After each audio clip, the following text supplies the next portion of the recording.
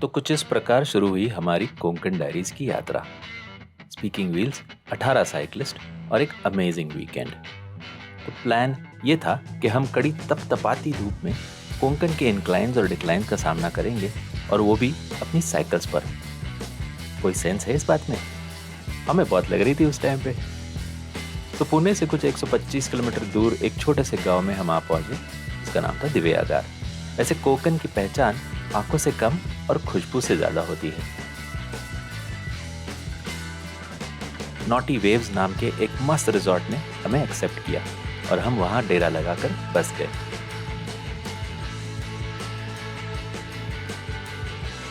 अपने लाइफ का बैगेज पुणे में और साथ लाया हुआ सामान रूम में छोड़ के हम चले लोकल कोस्टल कुइजीन ट्राई करने, पोटनीस खानावल।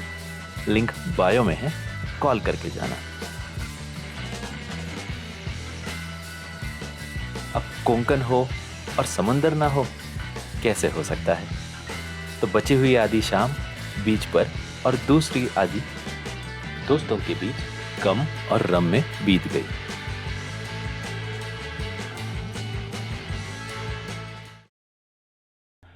राइड का पहला दिन शुरू हुआ 5:30 की चाय और 6 बजे के पहले पेडल आउट से।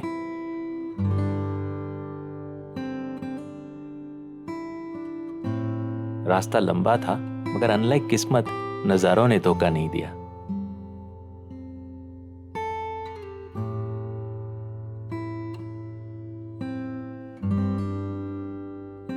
चढ़ाई का डटकर मुकाबला करते हुए पहले पड़ाव को पार किया।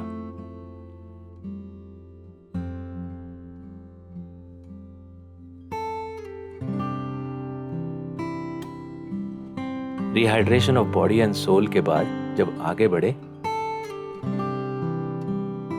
तो सोते हुए गांवों की सन्नाटों से रूबरू हुए। आवाजों को धीमा कर नजारे आंखों से कैद करते हुए बढ़ते रहे। किसी कोने पर स्कूल की चहल पहल, तो कहीं सुस्ताई हुई सुबह राज हुई। हरिहरेश्वर या देवघर एक रिलीजियस प्लेस है। 1723 में बाजीराव पेशवा ने इसे रिनोवेट करवाया था। ऐसी अपेक्षा होती है कि आप पहले काल भैरव के मंदिर में हो आए और फिर हरिहरेश्वर के। वैसे यहाँ का आर्किटेक्चर काफी खूबसूरत है। स्टोन कार्व्ड पिलर्स और वुडन डोर फ्रेम्स देखने लायक है। बाहर की तरफ पहाड़ों से जाता हुआ एक खूबसूरत मगर थोड़ा सा रिस्की प्रदक्षिणा मार्ग है, जो काफी इंटरेस्टिंग है।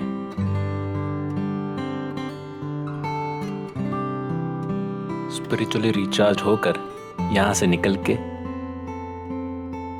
समुद्र किनारे वाले रास्ते से होते हुए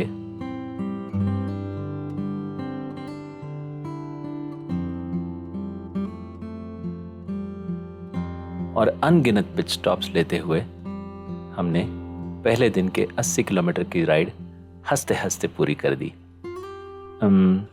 ऑलमोस्ट हंसते हंसते। Day 2, Diveagar, Janjira and back. ये दिन था परीक्षा का। डिस्टेंस कम था, मगर कठोर परिश्रम। जहां एक तरफ हम तैयार हो रहे थे, वहां दूसरी तरफ मछुआरे अपने जाल को समेटकर अपनी किस्मत को आजमाने की तैयारी में निकल रहे थे।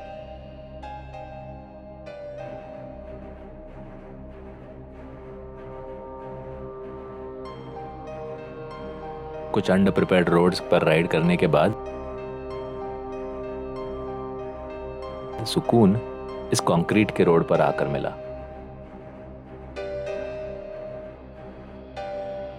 और सूर्य देवता के दर्शन तो मानो जैसे सोने पे सुहागा। जिंदगी में मिले इंडिकेशंस को इग्नोर करने की आदत को बरकरार न रखते हुए हम एरो की तरफ आगे बढ़े।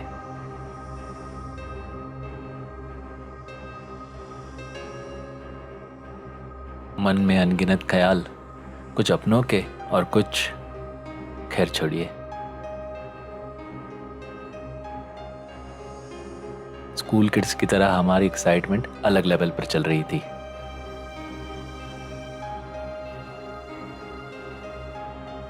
साइकिल्स को फेरी में लोड करके हमने फेरी पर अपना कब्जा जमा लिया, ऑलमोस्ट लिटरली। जैसे बचपन को जवानी और जवानी को बुढ़ापा छोड़ता है, वैसे हमारी फेरी ने किनारे को छोड़ा।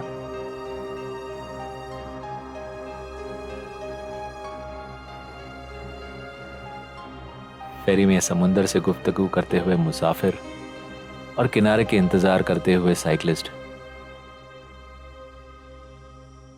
दोनों कुछ पल में उस पार पहुंच गए और अपनी अपनी मंजिल की तरफ निकल पड़े।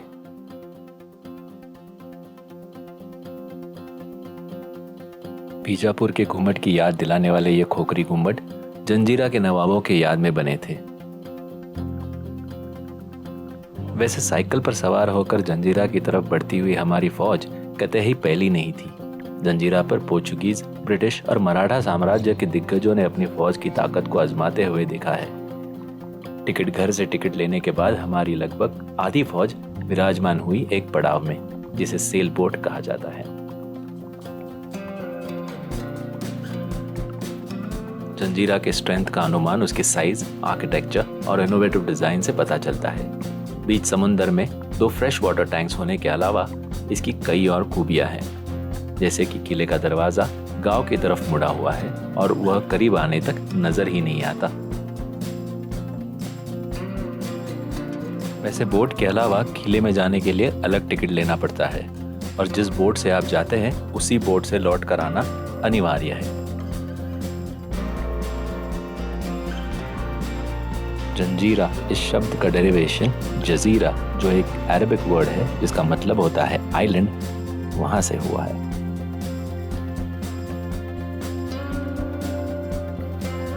लो टाइड के दौरान कुछ डिस्टेंस चलकर तय करना पड़ता है, मगर हाई टाइड के दौरान यह बोट आपको बिल्कुल सीढ़ियों तक पहुंचा देती है।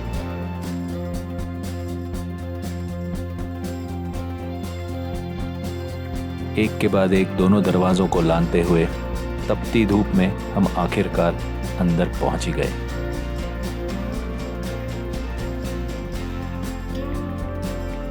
अंदर देखने जैसी काफी चीजें थी, मगर हमने फोकस किया नवाब का महल, सिद्दी सुरूर की हवेली, तोप खाना, बारूद खाना, तह खाना और इन पर बनी डेलिकेट कार्विंग्स पर। वैसे हमारे ग्रुप में बातों के तोफ तो कई है, मगर जो किले पे कलाल बांगड़ी नाम की तोफ है वो आज भी रोंगटे खड़े करवा देती है। कहा जाता है किसी जमाने में यहाँ 572 तोफ हुआ करती थी। शायद तभी यह किला अजिंक्य या इनविंसिबल था। 2 विशाल फ्रेश वाटर टैंक्स और सबसे ऊपर वाले छोर पर बने वेंटेज पॉइंट से दिखने वाले चारों ओर का नजारा अविस्मरणीय था।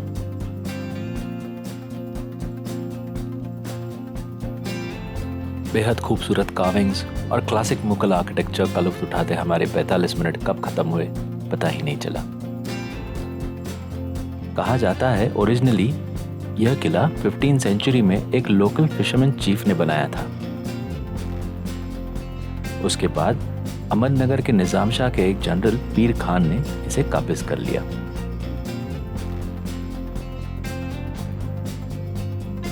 लगभग 500 साल से अधिक वक्त, इतिहास और लहरों की मार सहता हुआ यह निशब्द किला हमें कई कहानियां बता गया। समुंदर की रेत में बने साइकिल के पहियों के निशानों की तरह कुछ मेमोरीज हमारे दिल में जगह बना गई। दोस्ती को गहरी और हौसलों को बुलंद करते हुए 18 साइकिलिस्ट और उनकी साइकिल्स अपनी अपनी कॉर्पोरेट लाइफ की ओर लौट गई। अगर आपने वीडियो यहाँ तक देखा है तो आपके प्यार को लाइक और खुशी को सब्सक्राइब बटन को दबाकर व्यक्त कीजिए।